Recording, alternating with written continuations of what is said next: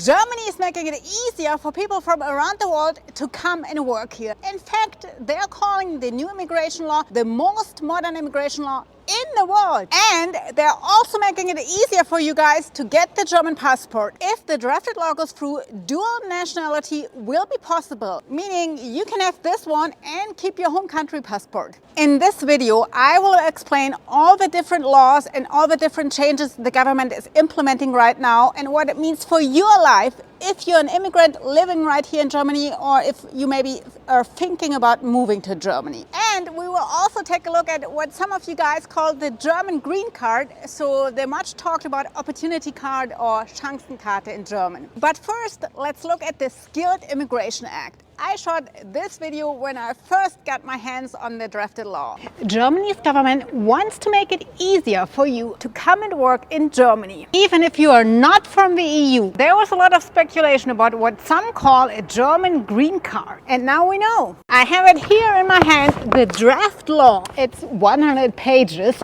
so right now let's just look at the pages I know you guys are the most interested in. Unlike before, you don't have to have a job offer. You can come to Germany if you're a skilled worker or score at least 6 points in these categories. You get 4 points for partial recognition of your profession. You get 3 points for 3 years of professional experience. and 1 point if you've lived in Germany before. More points for speaking German. 3 for B2 or 2 points for B1. Another 2 points for age if you are under 35. Or 1 point if you are under 40. If you score enough points, you get the opportunity card for 1 year where you can look for work and turn it into a real residency. After I posted this video, you guys all had one big question. You wanted to know, do I still need to be able to speak German to come and work in Germany?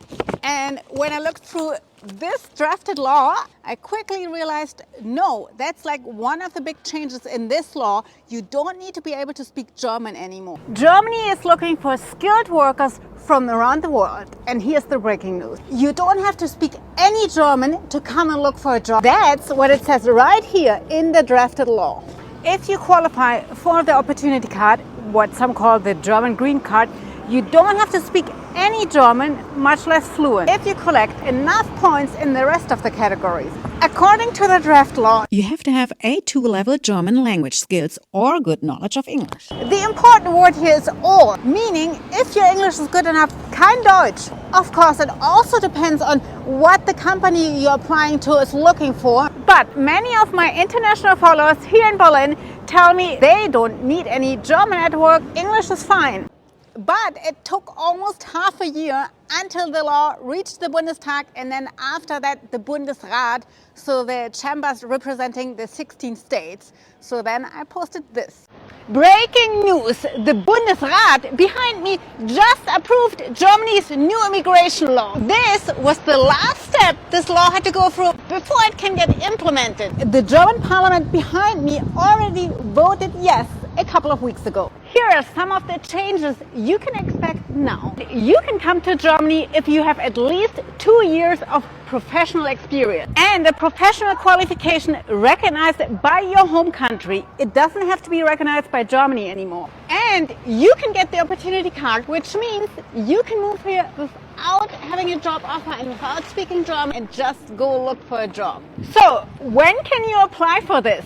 First changes are expected this fall. So what does that mean for you if you're planning to come and work here? Can you apply for the opportunity card now? So the government is implementing the law right now, but that takes some time. You won't be able to apply for the Chancenkarte until the first half of 2024. I'll keep you updated. If you're already living in Germany for a couple of years, you might be interested in this, the German passport. And the good news is Germany is planning to make it easier and faster for you to get the German passport, and also they will allow dual nationality. And I know many of you have been holding back. You have been living here for a long time. You fulfill all the requirements to get the German passport, but you haven't been doing it. You haven't applied because you don't want to give up your home country passport, which I understand it's very emotional, but now you don't have to anymore because they're making it possible that you get this and then keep your home country passport. I first posted this when I got my hands on the drafted law. Germany promised to make big changes to its immigration system, and it looks like they're about to deliver. Yep, We have it in black and white, the drafted law. Let's look at the fine print and see what actually changes. If this goes through, you won't have to give up your home country passport anymore because they want to make Mehrstaatlichkeit possible. And you'll get the German passport Faster. In 5 years or in 3 if you're well integrated. Here in the drafted law, they explain what well integrated means. You have to be able to support yourself and you have to pass the C1 language test. Older people don't have to pass the written language test and don't have to do the integration test. But after I posted this video, nothing happened for a long time. Dual nationality and getting a German passport faster. It's all happening. That's what I told you in the beginning of this year. Because we finally had the drafted law. Since then, you have been asking me for update. Nothing is happening because the coalition parties are still fighting over the drafted law. The FDP, the Liberal Democrats, are holding back. And not because they're against you guys having more than one passport or even giving you a German passport faster. They don't mind that. But they're against giving out a passport without a language test, which is what Greens and SPD want to do for older people. And they don't want to give people a citizenship if they can't support themselves. But this summer, the German government finally approved the drafted law, the cabinet. So Olaf Scholz and his ministers gave the green light for, getting a German passport faster and dual nationality. And many of you ask how you can get the passport after just 3 years. And if I could explain the term well integrated better, because they're saying, you can get the German passport after just 3 years if you're well integrated. So basically it means to have to speak really good German, which means C1. Yes, I know, that's not easy. Also, if you do something like volunteer work or you're doing really well in your studies, your school, your job, something like that could also count towards being, well integrated. So now that we've looked at all the different ways Germany is making it easier for immigrants from around the world to come and work here, let's look at what it's really like to live as an immigrant in Germany.